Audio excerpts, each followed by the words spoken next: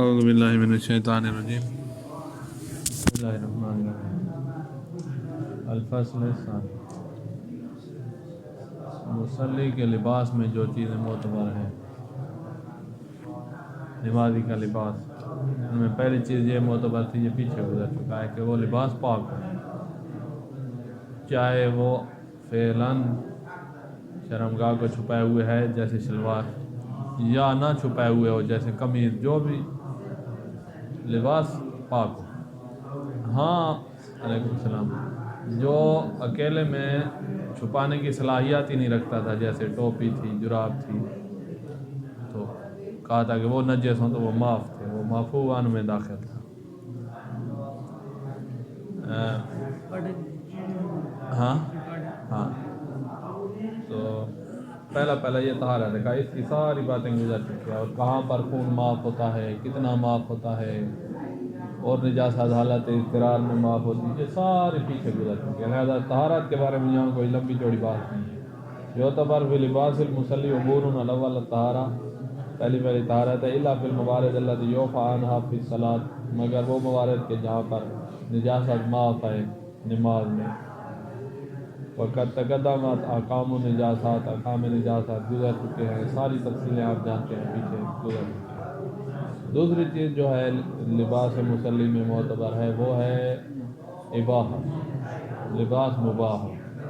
اگر لباس غسلی ہے تو جو ساتر ہے اس کی بات کر رہے ہیں، قمیض کی بات نہیں کر رہے، شلوار کی بات کر رہے ہیں، مرد کی۔ تو ساتر جو ہے وہ احتیاط واجب کی بنا پر غصبی نہ، اگر غصبی ہے تو احتیاط واجب بنا پر اس کی نماز پڑھتے ہیں۔ 5 شخص ایسے ہیں کہ جن کی غصبی لباس میں بھی ہو جائے گی۔ ایک وہ کہ جو خود غاصب نہیں ہے لیکن وہ غصبیت سے جاہل ہے، کسی اور نے غصب کیا ہوا ہے، اس کو پہنا دیا، اس نے نماز پڑھ دی، اور وہ شلوار غصبی تھی، اس کو پتہ ہی نہیں تھا۔ دوسرا جس کو پتہ تھا لیکن نسیان ہو گیا، یہ موضوع سے یا جاہل ہے یا ناسی ہے، تو خود غاصب نہیں ہے، کسی اور نے غصب کیا ہوا تھا، تو ان 2 بندوں کی نماز صحیح ہے، جو موضوع سے جاہل ہے، یا دوسرا کون ہے جو موضوع سے ناسی ہے، ان کی نماز صحیح ہے۔ یہ 2 ہو گئے، 3 اور بھی ہیں جن کو معافی ہے، غصبی میں پڑھ لیا، بات شلوار کی ہو رہی ہے۔ تیسرا، چوتھا اور 5واں، یہ 3 اور جو ہیں وہ جو حکم سے جاہل ہے، موضوع سے نا، حکم حرمت نماز پڑھنا حرام ہے، اس میں اس حکم سے جاہل ہے، جاہل قاصر ہے، یا حکم سے ناسی ہے، یا مضطر ہے، یہ 3 اور ہیں، ان کو بھی معافی ہے۔ اس کو پتہ ہے یہ غصبی ہے لیکن پھر بھی اس میں پڑھنے میں مضطر ہے، اس کو پتہ ہے کہ اس کا حکم حرمت ہے لیکن پھر بھی پڑھنے میں مضطر ہے، اترتا ہے تو مر جائے گا، گلیشیار میں آئے ہو، لباس ایسا ہے کہ وہ سردی نہیں لگنے دیتا تو مر جائے گا، مضطر ہے، اس کی نماز بھی ہو جائے گی۔ ان 5 بندوں کی غصبی لباس میں نماز ہو جائے گی، باقی کی نہیں، احتیاط واجب کو بنا پر۔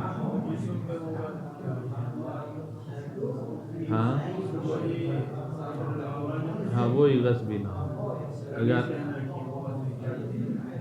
تو ٹھیک ہے، اس میں نماز ہو جائے۔ ہاں ہم کہہ رہے ہیں کہ جو ساتر العورہ ہے وہ غصبی ہوا تو نماز بات کرو، شلوار اپنی یا قمیض کسی اور کی ہے تو نماز صحیح ہے، نماز صحیح ہے۔ یہ تو اور بات ہے نا، کسی کے پوری قمیض آپ نے پہنی ہوئی ہے، ایک جراب بھی آپ نہیں پہننے دیتے، گناہ اور بات ہے، نماز ہم نماز کی بات کریں۔ ثانیہ لباح، دوسری ہے مباح، لباس مباح، فلا تصح الصلاۃ فی المغصوب للاوت العظوم، نماز صحیح نہیں ہے غصبی میں احتیاط لازم، فیما کان ساترا للعورۃ فعلا، اس صورت میں جب فعلا وہ ساتر العورہ ہے، جیسے وہ شلوار ہے۔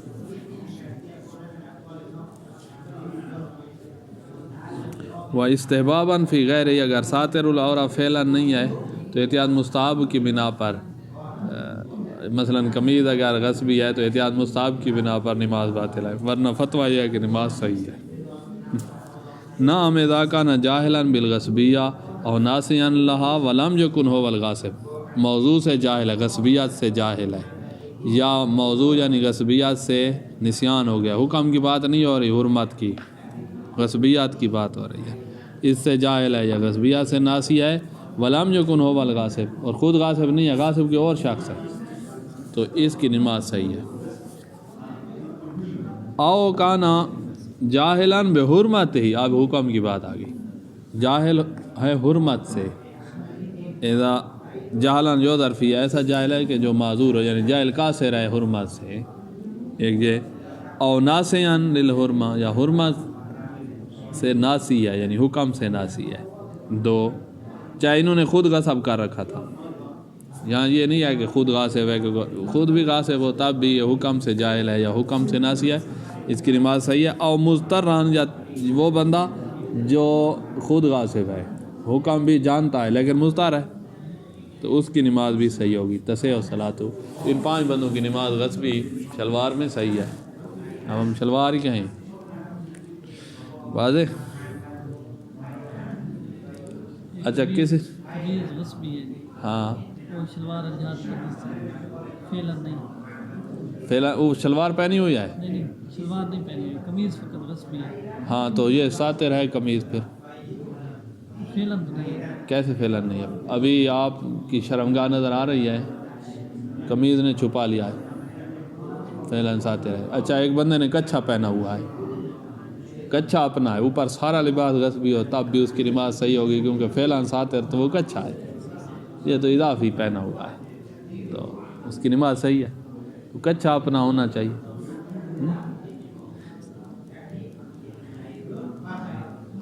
تو شلوار نہیں ہے، صرف قمیض، ہاں دوجدہ شخص بھی ہے، دوجدہ شخص بھی، کیا ساتر کل ہم نے بیان کیا تھا کہ التناسل، خصیتین اور پاخانے کا سوراخ، یہ 3 چیزیں جو چھپا لے وہ بس ستر مرد کا ہو گیا ہے، تو وہ کچھا جو پہلوان پہنے ہوا ہے وہ ساتر ہے، اس سے نماز ہو جاتی ہے۔ مطلب یہ کہ قمیض چھوٹی ہے، ہاں یہ پینٹ شرٹ ڈالی ہوئی، ہاں پینٹ ہی کہنی، تو پھر تو ساتر ہی نہیں ہے، تو وہ قمیض کو اتار کر وہ باندھ لے، ہاں باندھ لیا ہے تو پھر ساتر بن گیا ہے، تو یہ غصبی ہے تو اس میں نماز نہیں ہوگی، تو یہ فعلاً تو ساتر نہیں ہے نا، پھیلا نہیں ہے، ابھی باندھی ہوئی نہیں ہے، پھیلا یعنی ابھی باندھی ہوئی ہے یا نہیں باندھی ہوئی آپ نے شرمگاہ پہ، پھیلن سے آپ کیا مراد لے رہے ہیں؟ یعنی مطلب یہ یعنی شلوار اس میں صلاحیت ہو، فعلاً مانا صلاحیت کے مقابلے میں ایک ہوتا ہے بالقوہ، ایک ہوتا ہے بالفعل، یہ بالفعل ساتر ہے یا نہیں ہے؟ بس ہم وہ والا مراد لے رہے ہیں، فعلاً یعنی منطق میں آپ نے پڑھا تھا، یعنی صرف صلاحیت نہیں ہے، اس نے چھپا بھی لیا ہے۔ ایک بندہ کنوارا ہے تو ہم اس کو کہتے ہیں بالفعل یہ کنوارا ہے، لیکن بالقوہ متزوج ہے، صلاحیت ہے متزوج ہونے کی۔ ایک بندہ ابھی اس کا عقد ہو گیا ہے اور دلہن لے آیا ہے نجاح میں، تو اس کو ہم کہتے ہیں بالفعل یہ متزوج ہے، بالفعل سے مراد یہ ہے۔ قمیض اتار کے باندھ دی شرمگاہ پہ تو ساتر بالفعل ہو گئی ہے۔ اچھا یہ مسئلہ ختم۔ 521، تو یہ 5 بندے ہیں جن کی غصبی میں بھی نماز ہو جاتی ہے۔ غصبی سے یہ مراد نہیں ہے فقط کہ وہی عین جو مال ہے یعنی شلوار وہی غصبی ہو، کبھی ایسا ہوتا ہے شلوار کسی نے غصب کر کے پہنی ہوئی ہے، ایک یہ غصب کی مثال ہے۔ ایک اور مثال دوں، شلوار آپ کی اپنی ہے، آپ نے کسی کو کرائے پر دی ہے، کرایہ لے لیا ہے، اب منفعت جو ہے اس کو پہننا، یہ منفعت کس کی ہو گئی؟ اس کی ہو گئی ہے جس سے آپ نے کرایہ لیا ہے، تو اب آپ جو ہے نا اس سے شلوار لے کر خود استعمال کریں تو منفعت یہاں غصبی ہو گئے، تو کہا یہی بات ہے جو اوپر تھی یہاں بھی وہی بات ہے، آپ نے غصبی لباس میں نماز پڑھ لی ہے کیونکہ منفعت آپ کی نہیں تھی، یہ بھی حکم وہی ہوگا کہ آپ کی نماز احتیاط واجب نہ پڑھ پاتے۔ یا اور مثال دیں، کہا کبھی ایسا ہوگا کہ شلوار آپ کی اپنی ہے، کرائے پر بھی نہیں دی ہوئی، لیکن اس کے ساتھ کسی کے حق کا تعلق ہو گیا ہے اور وہ حق آپ کو استعمال کرنے سے منع کر رہا ہے۔ مثلا آپ نے کسی سے لیا قرضہ اور شلوار دے دی گروی، جیسے زیور دیتے ہیں بینک کو، زیورات دیتے ہیں گروی، تو وہ یہ ہوتا ہے گروی کا مطلب کہ اگر آپ نے قرضہ واپس نہیں کیا تو ہم یہ کہ زیورات بیچ کر اپنے پیسے برابر کر لیں گے، جو بچ جائیں گے تجھے واپس کر دیں گے۔ اب شلوار آپ نے گروی رکھی ہوئی ہے اور اس کو پہنا، کوئی اس قسم کا کپڑا ہے کہ بس آپ نے پہنا نا تو اس کی قیمت ختم ہو جائے گی، یا یہ مسائل بنیں گے جو آگے گروی والی باس میں آئیں گے، تو اب آپ وہ شلوار نہیں پہن سکتے تھے۔ استعمال کرنے سے سارا کام خراب ہوتا ہے۔ شلوار جو ہے وہ مستعمل ہو گئی تو وہ آدھی قیمت کی بھی نہیں بچے گی، تو اس کا قرضہ تو بہت زیادہ ہے، اور آپ کی شلوار وہ بیچ بھی دے تب بھی اس کا قرضہ پورا نہیں ہوگا۔ تو لہٰذا یہاں پر ایک حق کا تعلق ہے، شلوار بھی آپ کی اپنی ہے، منفعت بھی آپ کی اپنی ہے، منفعت کے بدلے آپ نے کوئی کرایہ نہیں لیا ہوا، تب بھی آپ اس شلوار کو استعمال نہیں کر سکتے۔ یہ اور مثال ہو گئی جو یہاں داخل ہے غصبیات والے میں۔ ایک اور مثال لو، کہا خمس کا تعلق ہوا ہے آپ کی ایک عین کے ساتھ۔ یہ خمس میں تفصیل آئے گی، کبھی ایسا ہوتا ہے کہ آپ کی ایک چیز ہے اس کے ساتھ خمس کا تعلق ہے، اب یہی چیز یہ میرا موبائل ہے، اس کے ساتھ خمس کا تعلق ہے۔ اب ہم جو ہے نا دکان والے کو یہ موبائل دیتے ہیں قیمت کے طور پر، اور اس سے شلوار خریدی ہے اور اس کے ساتھ خمس کا تعلق تھا۔ اب خمس جو اس کے ساتھ تعلق تھا نا موبائل کے ساتھ، موبائل ادھر گیا ہے تو شلوار اس کی جگہ آئی ہے نا، تو اب یہی والا خمس جو موبائل کا تھا وہ شلوار میں چلا گیا ہے، موبائل آزاد ہے، خمس سے شلوار میں چلا گیا ہے۔ تو یہ خمس میں ایسے ہوتا ہے، لیکن ہر جگہ نہیں ہوتا۔ یہ میں نے جو مثال دیا اس مثال میں ایسے ہوتا ہے۔ میں نے وہ مثال نہیں دی پیسے کی، میں نے وہ مثال نہیں دی کہ پیسے میں مہینے بعد دوں گا، میں نے وہ مثال نہیں دی کہ شلوار تو میں نے لے لی اور پیسے اب جیب سے نکال رہا ہوں۔ یہاں اپنے اپنے علیحدہ حکم ہے، میں نے جو مثال دیا اسی میں رہیں۔ موبائل یہ علیحدہ علیحدہ باتیں وہاں پڑھیں گے خمس میں۔ موبائل میں خمس تھا، میں نے خریدا تھا، سال ہو گیا ہے، پڑا ہوا ہے، استعمال نہیں ہوا ہے، میری ضرورت نہیں تھا، خرید کے رکھا ہوا تھا، اب میں نے اٹھایا دکاندار کو دیا، شلوار لیا۔ اب اس میں خمس تھا، مثلاً 5000 کا موبائل تھا، 1000 خمس تھا۔ اب شلوار میں جو ہے نا یہ دیا ہے اور 5000 کی شلوار لے لیا ہے، 5000 کی نہیں لی بلکہ موبائل کے بدلے لیا ہے۔ اب وہی خمس جو موبائل میں تھا اب شلوار میں چلا گیا، تو شلوار کے 4 حصے میرے ہیں اور 5واں حصہ امام اور فقراء سادات کا ہے، تو اس میں تو کسی اور کا مال ہے شلوار میں۔ اب یہ شلوار پہن کر میری نماز نہیں ہوگی۔ یا اور مثال لے لیں کہ میں نے شلوار خریدی اور پورا سال استعمال نہیں کی، اور اب جو ہے ڈیٹ آ گئی ہے، خمس واجب ہو گیا ہے، تو اب وہی شلوار خمس ادا کرنے سے پہلے میں پہن کر نماز پڑھوں تو پہلے والی مثال میں اس شلوار پر سال گزرنے کی شرط نہیں ہے، جیسے وہ سال گزر چکا ہے نا موبائل پہ، موبائل کے ساتھ۔ تو موبائل والی مثال، پیسوں والی مثال میں ایسے نہیں ہوگا، کہیں ہوتا ہے کہیں نہیں ہوتا، یہ ساری تفصیل آگے آ رہی ہے۔ تو یہ مثالیں ہیں کا غصبیات کی۔ اچھا، زکوٰۃ کا تعلق ہے گندم کے ساتھ۔ 10 بوریاں گندم میں سے 1 بوری زکوٰۃ کیا، تو میں نے کیا کیا، 10 بوریاں دیں، زکوٰۃ والی بھی دے دی غریبوں والی، اور اب یہاں دیکھیے گا یہاں غصبیات نہیں بن رہی، زکوٰۃ والی دے دیا ہے، 10 بوریاں ادھر گئیں، اور اس سے میں نے لیے ہیں لباس، شلوار وہ بھی انہی لباسوں میں سے ہے، یا 10 بوریوں کے بدلے ایک ہی شلوار لی ہے، کوئی پتہ نہیں کیسی تھی مثلا، تو وہ کیا اب بھی وہی بات ہے جو موبائل والی تھی کہ 1 بوری تو زکوٰۃ والی تھی، یا شلوار میں زکوٰۃ آ گئی ہے، یا وہی زکوٰۃ اس کی دکان میں پڑی ہے؟ کہا یہاں شلوار میں زکوٰۃ نہیں آئی ہے، زکوٰۃ اس کی دکان میں پڑی ہے، 1 بوری غریبوں کی آئے، غریب آئیں اپنی بوری اٹھائیں، دکاندار آپ سے 1 بوری اور مانگے گا، تو یہاں پر وہ والی بات نہ بنانا کہ آپ کی شلوار میں 10واں حصہ غریبوں کا ہے۔ یہ خمس والی مثال میں ایسے ہوا تھا کہ آپ کی شلوار میں 5واں حصہ امام اور فقراء سادات کا بن گیا تھا۔ زکوٰۃ والی میں ایسے نہیں ہے، کیونکہ زکوٰۃ جو ہوتی ہے نا اس کا اور خمس کا فرق تھوڑا سا ہے کہ زکوٰۃ عین میں ہے اور ذمے میں منتقل نہیں ہوتی، اور نہ ہی شلوار میں منتقل ہوئی ہے، اسی گندم میں ہے۔ خمس میں ایسے ہوتا ہے کہ کبھی شلوار میں منتقل ہو جائے گا، کبھی آپ کے ذمے منتقل ہو جائے گا. یہ انتقال خمس میں ہے، زکوٰۃ میں انتقال نہیں ہے. تو اسی لیے جب ہم گندم خریدتے ہیں، مثلا جب گندم کا موسم ہے، ہم نے اپنے گھر کی گندم خریدی ہے، 10 بوریاں ہماری سال کی مثلا لگتی ہیں، ہم نے خرید کے رکھ دی جیسے ہمارے ہاں لوگ رکھتے ہیں. ایسے شخص سے اگر ہم نے خریدی ہے نا جو زکوٰۃ ہی نہیں دیتا، تو 10 بوریاں جو ہمارے گھر آئی ہیں ان میں سے 10ویں بوری تو زکوٰۃ کی ہے. لہذا ہماری 9 ہیں اور 10ویں اٹھائیں اور ہم فقراء کو دیں، ان کی ہے. بھائی اس نے ہم سے پیسے لیے ہیں تو ہم جائیں گے اور کہیں گے پیسے دو، تم نے چوری شدہ مال جو ہے ہم کو دے دیا ہے. وہ ہمیں یقین ہے پیسے کیوں نہیں دے گا، دے گا کہ تھوڑے سے دن ہے، ابھی دیتا ہے تو ابھی نہیں تو اگلے جانا ہم لے لیں گے.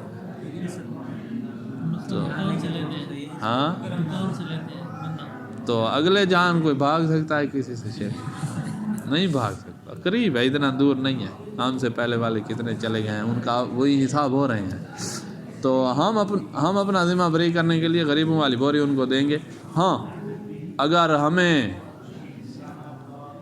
ابھی مال چاہیے تو ہم اس کا وہ کوئی مال ہمارے ہاتھ چڑھ گیا تو ہم اپنا 1 بوری کے پیسے نکال لیں گے. یہ بھی کر سکتے. ہماری بوری کے پیسے اس نے خام خواہ لیے ہوئے ہیں یا نہیں لیے ہوئے؟ ہم نے جو غریبوں کو ان کی بوری دے دیا ہے. اس نے ہمارا مثلا 3000 دینا ہے تو ہم اس کی بکری پکڑ کر 3000 کی بکری کوئی مل جائے تو بیچ کر اپنا 3000 برابر کر لیں گے.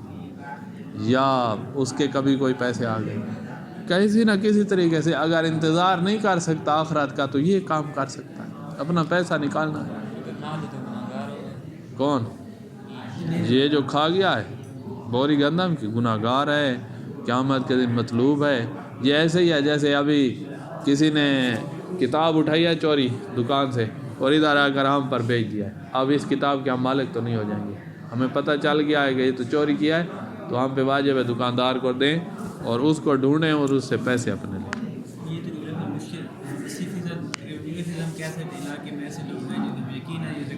ہاں تو پھر ہم ایسے سے خریدیں گے جو زکوٰۃ دیتا. کیا ہم بات کر رہے ہیں اس کی جس کے بارے میں ہمیں پتہ ہے کہ یہ زکوٰۃ اس میں ہے، وہ تو ہم نے اٹھا کر دینی ہے. ہمیں پتہ نہیں ہے، پتہ نہیں اس میں زکوٰۃ ہے، جو 10 بوریاں ہم نے لی ہیں یہ زکوٰۃ ہے، ہو سکتا ہے اس نے ادا کی ہو. تو اس نے ادا کیا تو پھر تو جب ہمیں پتہ ہے کہ اس نے ادا نہیں کیا ہے اور یہ جو ہمارے گھر میں گندم پڑی اس میں زکوٰۃ ہے تو پھر نکالنی پڑے گی.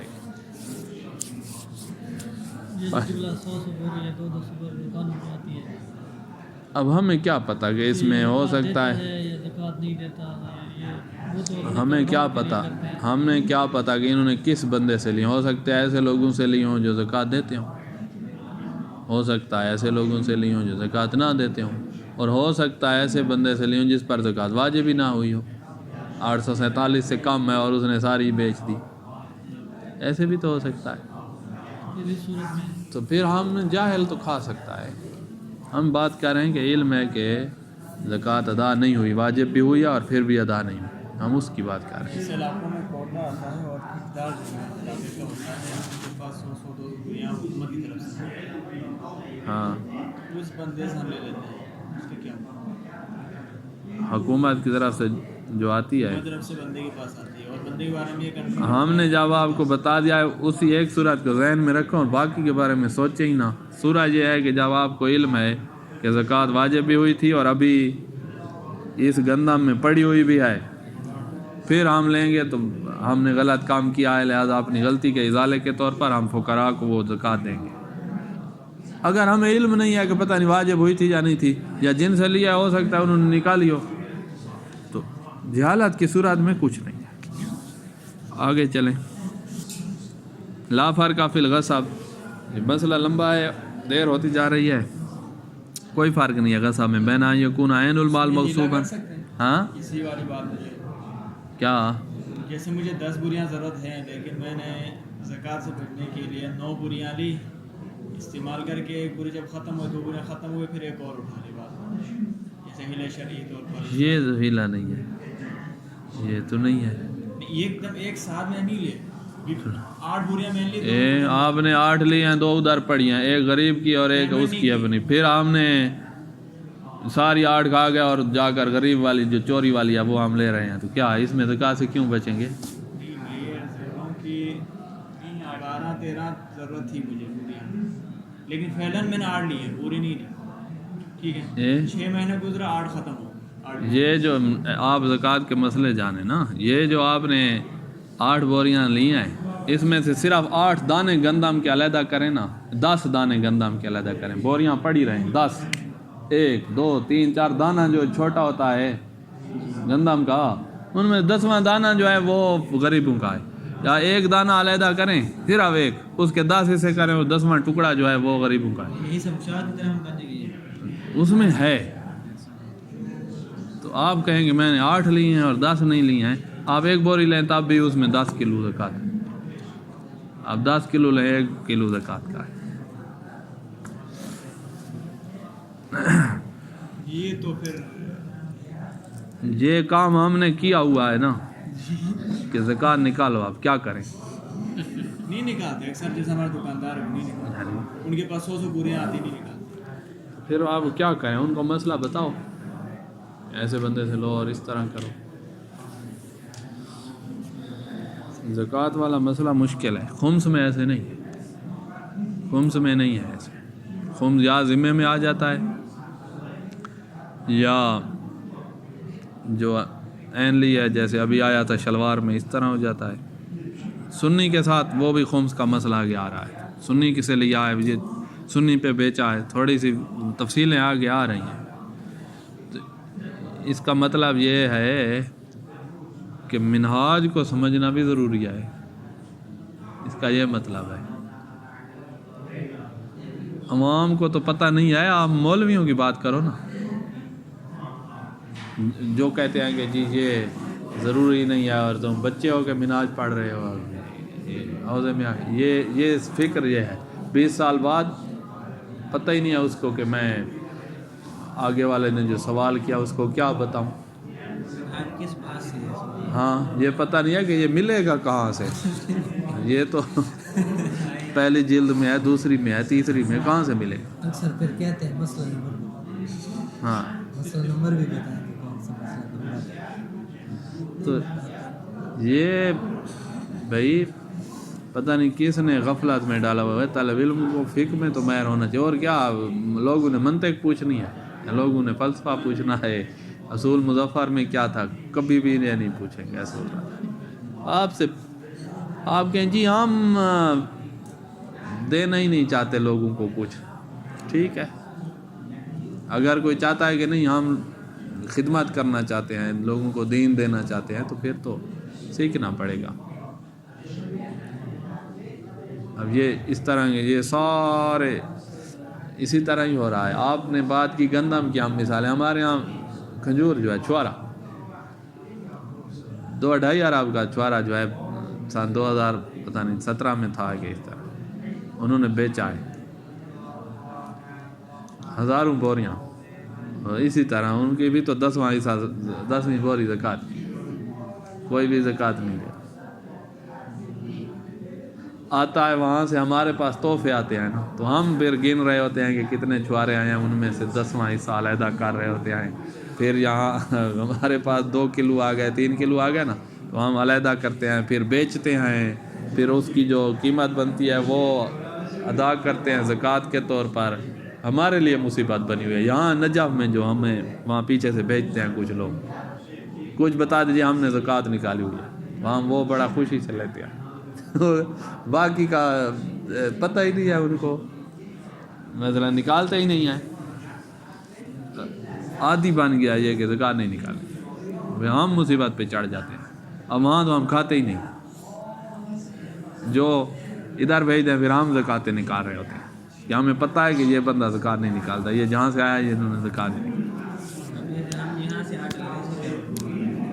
اب آپ تو جاہل ہے نا، میں اپنی بات کر رہا ہوں، مجھے پتہ ہے نا کہ فلاں بندے نے بھیجا ہے اور زکوٰۃ نہیں نکالتا.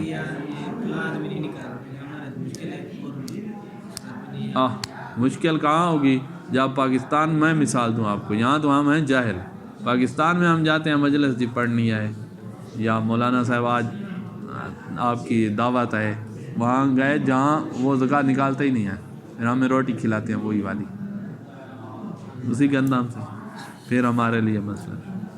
تو یہ باتیں کریں گے زکوٰۃ کے باب میں۔ ابھی ہم نماز پڑھ رہے ہیں، دیر ہوتی جا رہی ہے، یہ دوسرا تیسرا دن ہے، ہم اتنا پڑھ نہیں سکتے۔ لا فرق فی الغصب بین ان یکون عین المال مغصوبا، عین المال خود مال مغصوب ہے، یہ غصبی کسی کی شلوار اٹھا کے پہن دی، یہ او منفعت ہو، یا شلوار آپ کی اپنی ہے لیکن منفعت کسی اور کی تھی، اس نے کرایہ دیا ہوا تھا، آپ نے شلوار کا کرایہ لیا ہوا ہے، پھر بھی اٹھا کے پہن دی، تو یہ بھی اسی مسئلے میں داخل ہے کہ آپ کی نماز باطل ہے، احتیاط واجب بنا پر۔ او یکون متعلقا لحق موجب لعدم جواز تصرفی ہے، یا شلوار کے ساتھ ایسے حق کا تعلق ہو گیا ہے کہ جو حق اس بات کا سبب بن رہا ہے کہ اس بات کا کہ عدم جواز تصرف بھی ہے، کہ اس میں تصرف جائز نہیں ہے، جیسے حق کے رہن جو ہوتا ہے اس کا تعلق ہو گیا ہے آپ کی شلوار کے ساتھ۔ بال اب وہ خمس والی آ رہی ہے، بال اذا اشترى ثوبا بعین مال فیہ الخمس، موبائل دے کر خمس جس میں تھا، ہم نے شلوار خریدی ہے، کانا حکم المغصوب، یہاں بھی حکم مغصوب آ جائے گا کیونکہ موبائل والی خمس جو ہے وہ اب شلوار میں منتقل ہو گیا ہے، تو شلوار کا خمس دو، پہلے بعد میں پہن کر نماز پڑھنی ہے۔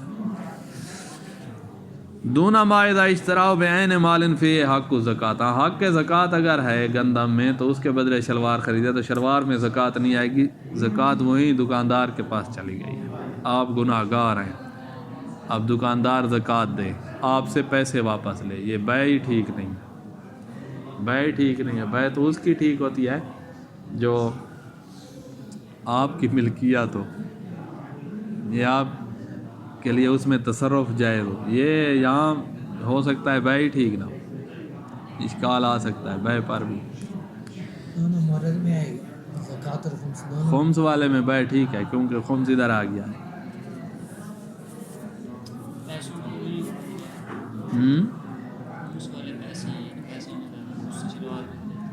وہ پیسوں والی تفصیل ہو رہا ہے کہ پیسے آپ نے ایسے موبائل جیسے دکھا کر، یہ والا موبائل ہے، اس نے مواصفات سب جان، یہی ہوگا سامان، یہی ہے سامان، پہچانتے ہو نا، قیمت یہ موبائل قیمت ہے، ایک دو آپ نے پیسے نکالے جن میں خمس تھا، خمس واجب ہو چکا ہے، واجب ہو چکا ہے، ڈیٹ آ گئی، خمس دینا تھا آپ نے نہیں دیا، یہی کہا یہ والے دوں گا، معین کیے، جزئی حقیقی بنا کر دیے، آپ شلوار میں خمس منتقل ہو جائے گی، اور وہ والی شلوار ادھر سے سامنے، ادھر سے پیسے، اور یہ سارا یہ تفصیل آگے آ رہی۔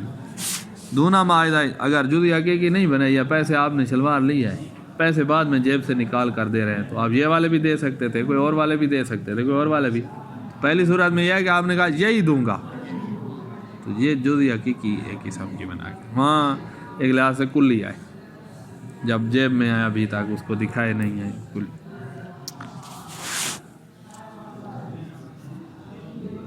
دونا معاہدہ اشتراء بعین مال فی حق و زکوٰۃ، ہاں اگر ایسے مال سے خریدی ہے شلوار جس میں حق زکوٰۃ تھا تو یہاں یہ حکم نہیں آئے گا کیونکہ شلوار کی طرف زکوٰۃ منتقل نہیں ہے۔ فإنه يجوز له التصرف فی ہے، شلوار میں تصرف کر سکتا ہے، کما سیاتی فی مال، شلوار میں، نہ کہ فی ہے کی ضمیر جا رہی ہے کہ وہ مال، گندم میں نہیں، شلوار میں تصرف، گندم میں تو اس نے فعل حرام کر دیا، یہ جائز نہیں ہے، شلوار میں آپ تصرف ہو سکتا ہے، آگے آ رہا ہے۔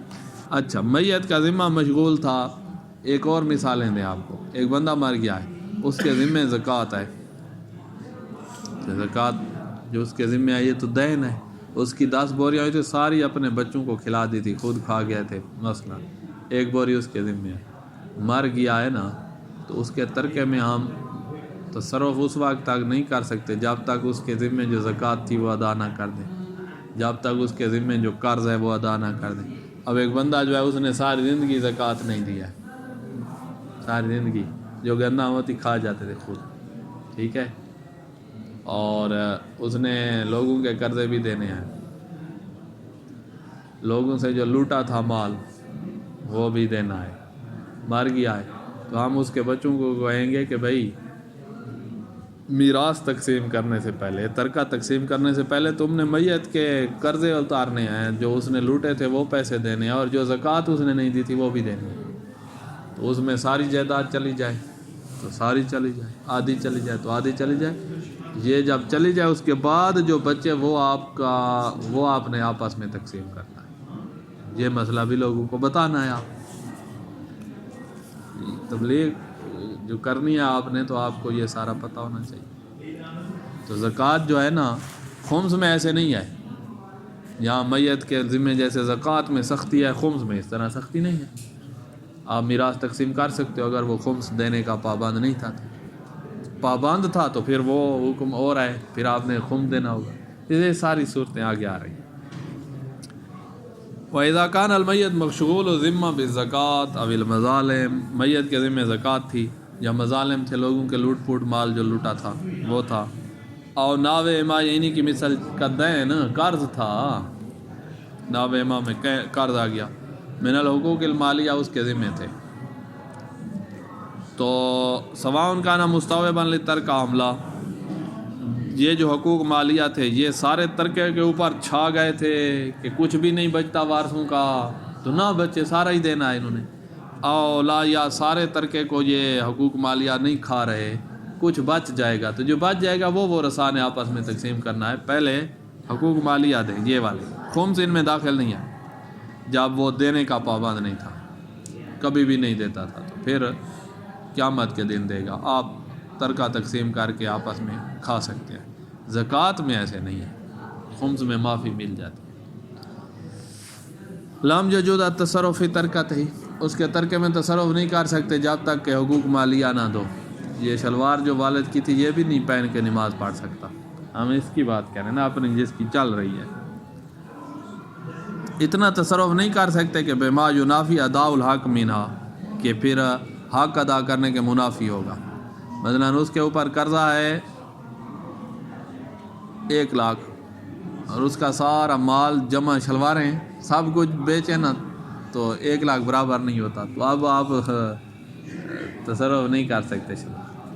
اگر اس کا قرضہ 1 لاکھ ہے اور اس کا جو ترکہ ہے وہ 10 لاکھ ہے تو 1 لاکھ جتنا پھر بھی بچ جائے گا. اس شلوار میں آپ نماز پڑھ سکتے ہو. ھذا فی غیر الخمس, یہ جو اوپر والی بات ہے نا یہ خمس میں کے علاوہ ہے کہ وہ ادا کرو اور بعد میں ترکہ تقسیم کرو. خمس اگر ہے ترکے میں تو ترکہ آپ تقسیم کر سکتے ہیں اگر میت خمس ادا نہیں کرتا تھا. چاہے شیعہ تھا, عقیدہ رکھتا تھا کہ خمس واجب ہوتا ہے لیکن ادا نہیں کرتا تھا, ساری زندگی ایسے ہی گزار کے گیا ہے, تو اب آپ بھی میراث تقسیم کر سکتے ہو. خمس وہ قیامت کے دن خود دے گا. زکوٰۃ اگر ہے تو پہلے زکوٰۃ دو اور بعد میں میراث تقسیم کرنا, چاہے وہ ساری زندگی زکوٰۃ نہیں دیتا تھا. زکوٰۃ اور خمس کا یہاں فرق ہے. یہ اب ساری باتیں آپ نے یاد رکھنی ہیں, باریکیاں ہیں, اس کے پیچھے لگنا پڑتا ہے. فقہ کے پکڑا پھر چھڑا جاتی ہے, کوئی نہ کوئی بات رہ جاتی ہے, پھر پکڑو, بار بار پکڑنے سے بندہ پکڑ لیتا ہے. اب آپ کو ہم بھیجیں نہ جاؤ مچھلی پکڑ کے, تو ہو سکتا ہے آپ سے مچھلی نہ پکڑے. جو یہ پکڑتے ہیں روزانہ ان کے سامنے کچھ بھی نہیں ہے, ہاتھ لگاتے ہیں اور پھر مچھلی نہیں چھڑا سکتی, ہم سے چھڑا جائے گی. یہ علم جو ہے نا یہاں, وہ آج ہمیں استاد کہہ رہا تھا کہ یہ جو آپ پڑھ رہے ہیں باتیں یہ ایسی ہیں تو اصول میں تھی کہ اس کو بار بار پکڑو گے پھر بار بار چھڑا جائیں گے, آپ سے بھول جائیں گے, پھر دوسرے دن یاد دلانی پڑتی ہے, پھر ہفتے بعد یاد دلانی پڑتی ہے, ہو سکتا ہے پھر مہینے بعد یاد پھر دلانی پڑ جائے. مہینہ پہلے اچھی طرح سمجھی تھی, مہینہ بعد پھر بھولی. اس لیے استاد بعض خارج والے غصہ نہیں کرتے طالب علم اگر سوال کرے اور اس کو یہ نہیں کہتے کہ بھئی ہاں پچھلے مہینے تو سمجھائی تھی. وہ ہیں ایسی کچھ باتیں ایسی ہوتی ہیں جو نکال جاتی ہیں. اما فی ہے, اگر کسی چیز میں خمس کا تعلق ہے فیجوز تصرف, اس میں تصرف آپ کر سکتے ہیں. میت مر گیا ہے ما اشتغال ذمت ہی بھئی, جب اس کا ذمہ اس میں مشغول ہے تب بھی آپ تصرف کر سکتے ہیں. کب؟ اذا کان مما لا یخمس, ایسا شخص تھا جو خمس نکالتا ہی نہیں تھا. وہیں نے طاقت وجوب, اگرچہ وجوب کا عقیدہ رکھتا تھا, شیعہ تھا, لیکن نکالتا نہیں تھا. تو اب اس مال میں خمس تو ہے, اس کے ذمے خمس تو ہے. میت کے ذمے کا ہوا دقیق الفاظ استعمال کروں, اس کے ذمے خمس تو ہے. یہ ذمے کی طرف منتقل ہو گیا ہے, عین سے ذمے کی طرف. اب آپ اس عین کو تقسیم کر سکتے ہیں, وہی دے گا قیامت کے دن. مہربانی کرتے ہو تو دے دو, ورنہ واجب نہیں. زکوٰۃ جو ہے وہ دینی ہوتی ہے آپ. وَإِذَا كَانَ الْمَيِّتُ، اور آپ کو ایک اور مثال دیں جب تصرف نہ کر سکنے کی مثال، کہ بندہ مر گیا ہے، اس کا ترکہ ہے، پیچھے جو وارث ہیں وہ چھوٹے بچے ہیں، تو وارث کی اجازت سے تو تصرف کرنا جائز ہوتا ہے. اب وہ بچے ہیں اور بچوں کی اجازت چلتی نہیں ہے، تو آپ میت کی شلوار میں آپ نماز نہیں پڑھ سکیں گے، بچے اس کے چھوٹے ہیں، اجازت نہیں دے سکتے.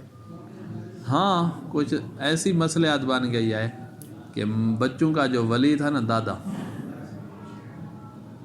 اس نے بچوں کی طرف سے اجازت دے دی ہے، تو پھر ٹھیک ہے. وہ مصلحتاً کہیں مصلحت ہوتی ہے تو وہ کر سکتا ہے. وَإِذَا كَانَ لِلْمَيِّتِ وَارِثٌ قَاصِرٌ، میت کا وارث ہے لیکن قاصر ہے، یعنی بالغ نہیں ہے یا مجنون ہے. قاصر کہتے ہیں جو نابالغ ہو یا مجنون ہو، بالغ تو ہے لیکن پاگل ہے، تو وہ بھی قاصر ہے. لَمْ يَجُوزُ التَّصَرُّفُ فِي تَرْكَتِهِ، میت کے ترکہ میں آپ تصرف نہیں کر سکتے. بچوں سے اجازت لینا ممکن نہیں ہے، بڑے ہوں گے تو تصرف کرنا، ان سے اجازت نہیں. الا بمراجعت ولی، ہی اس قاصر کے ولی سے مراجعہ کریں، ولی شرعی جو اس کا ہے. اب ماں مر گئی ہے نا، تو بچوں کو جو میراث ملی ہے تو ان کا باپ زندہ ہے، باپ سے اجازت لے لو. او الجد، یا باپ مر گیا ہے تو دادا پیچھے زندہ ہے، تو دادا ان کا ولی ہے، اس کی اجازت. باپ دادا دونوں نہیں ہیں تو ثم القیم، جو وصی ہوتا ہے، باپ دادا ایک طرف سے وصی ہے، قیم یعنی ان کے امور کو سنبھالنے والا، یہ باپ دادا معین کر کے جاتے ہیں. ثم الحاکم شرعی، اگر یہ بھی نہیں ہے تو حاکم شرعی ان کا ولی ہے، اس سے اجازت لو. کبھی ایسا ہوتا ہے کہ حاکم شرعی جو ہے وہ اپنی طرف سے کسی کو معین کرتا ہے کہ بچوں کے امور کو تم نے سنبھالنا ہے، تو یہ قیم حاکم شرعی کی طرف سے آ رہا ہے. قیم کا معنی ہوتا ہے امور سنبھالنے والا. کبھی قیم باپ دادا کی طرف سے ہوتا ہے، کبھی حاکم شرعی کی طرف سے ہوتا ہے. اچھا،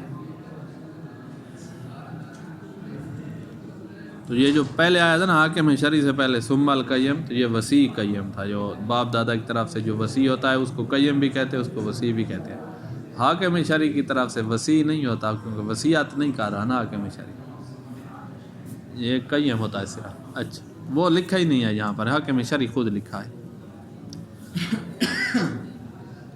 اچھا، اب یہ اور مسئلہ کہ آپ کا اپنا لباس ہے بھائی، زرداشہ پہنا ہوا ہے، صرف وہی ساتر فعلی ہے، بالفعل ساتر، نیچے کچھ بھی نہیں ہے.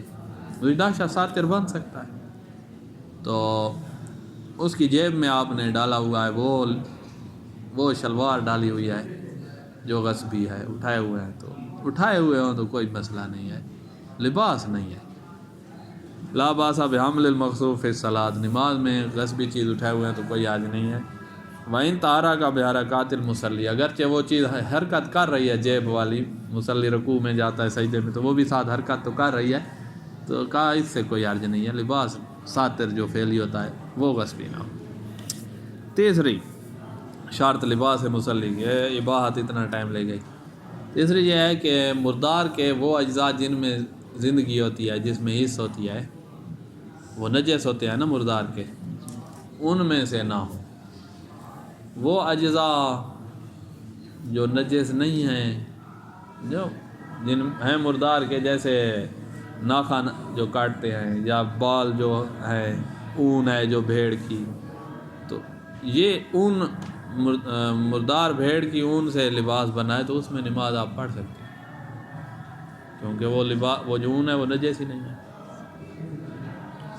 جلد سے بنا ہوا ہے تو جلد تو نجس ہے، اس میں تو حص ہوتی ہے، تو اس میں نہیں پڑھ سکتے. تو کہا وہ اجزاء جن میں حص ہوتی ہے، جن میں زندگی ہوتی ہے، ان سے بنا ہے لباس، تو اس میں آپ نماز نہیں پڑھ سکتے. اور کوئی فرق نہیں ہے کہ یہ لباس ساتر ہے، ساتر بننے کی صلاحیت رکھتا ہے جیسے کچھا ہے مثلا، یا ساتر بننے کی صلاحیت نہیں رکھتا جیسے جراب. مردار کے اجزاء سے بنی ہوئی ہے جراب، مردار کے نجس اجزاء سے، جلد سے بنی ہوئی ہے جراب، تو احتیاط واجب بنا پر آپ کی نماز باطل ہے.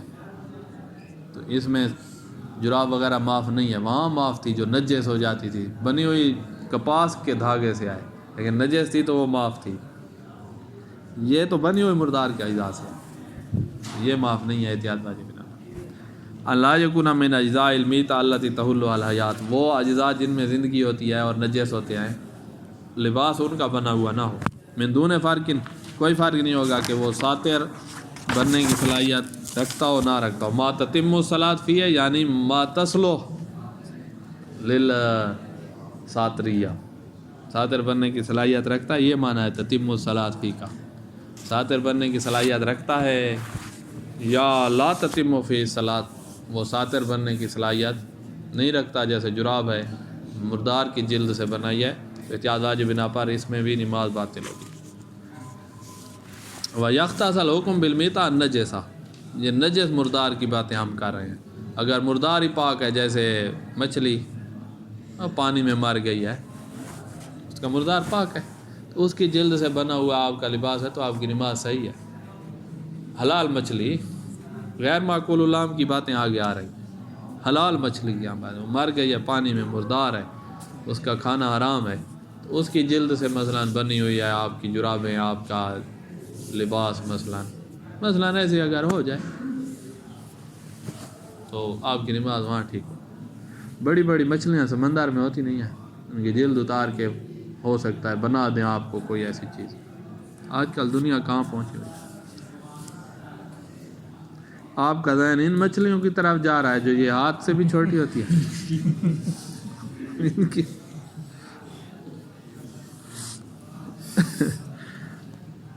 اچھا بیتا نجسات کی بات ہم کر رہے ہیں۔ ان کا علاوات استحبابا اجتنابا المیتہ طاہرہ، اگرچہ احتیاط مصاب جائے کہ پاک مردار جو ہے مچھلی والا اس سے بھی اجتناب کیا جائے، احتیاط مصاب۔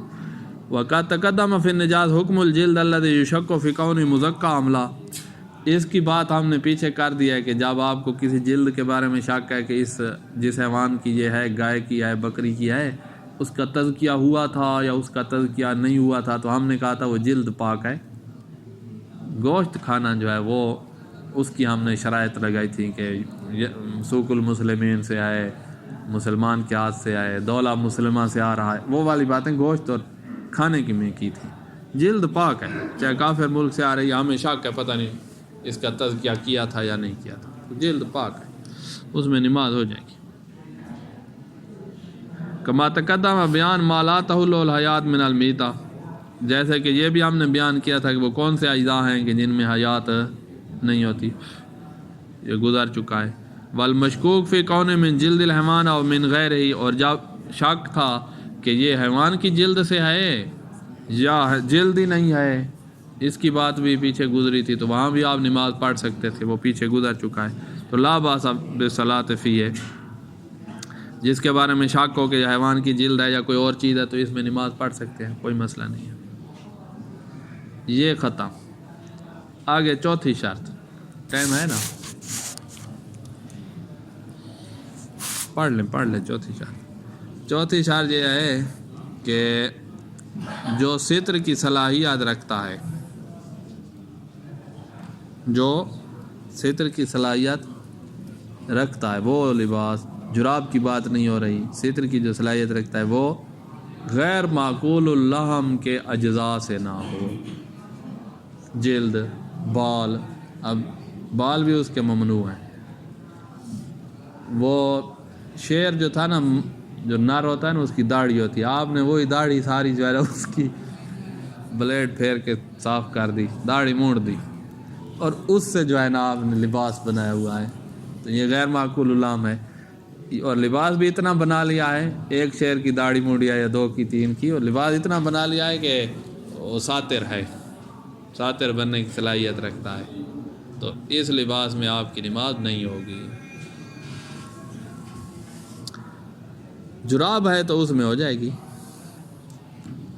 الرابع لا یکون من اجزاء السباع، درندوں کے اجزاء میں سے نہ ہو، بل مطلق ما لا یکلم من الحیوان علاوات لزوماً، بلکہ احتیاط لازم آپ یہاں سے لگا رہے ہیں، بلکہ وہ حیوان جو درندہ نہیں ہے لیکن ہے حرام گوشت، اس کے اجزاء سے بھی آپ کا لباس نہیں ہونا چاہیے۔ وَيُخْتَصَ الْمَنْ بِمَا تَتِمُّ الصَّلَاةُ فِيهِ، یہ ممنوعیت اس لباس کے ساتھ ہے جو ساتر بننے کی صلاحیت رکھتا ہے، تتم الصلاۃ فیہ یعنی ساتر بننے کی صلاحیت رکھتا ہے۔ وَإِنْ كَانَ الْاجْتِنَابًا غَيْرِ عَوَّةِ اسْتِحْبَابًا، اگرچہ جراب سے بھی اجتناب کرنا احتیاط مستحب ہے جو ساتر بننے کی صلاحیت نہیں رکھتی۔ کمان علاوات استبامن الاجتناب حتیٰ ان اشارہ الواحد الواقع امین والا صوب، اگرچہ احتیاط مستحب یہ ہے کہ اس بال سے بھی اجتناب کریں جو آپ کے جسم کے اوپر لگا ہوا ہے، شیر کا بال لگا ہوا ہے. وہی لام جاجب، اگرچہ اجتناب واجب نہیں ہے احتیاط مستحب ہے. اب واجب مورد کیا ہے کہ وہ لباس جو ساتر بننے کی صلاحیت رکھتا ہے، غیر معقول اللام کا ہے تو اجتناب کا، احتیاط واجب کی شکل میں یا فتوے کی شکل.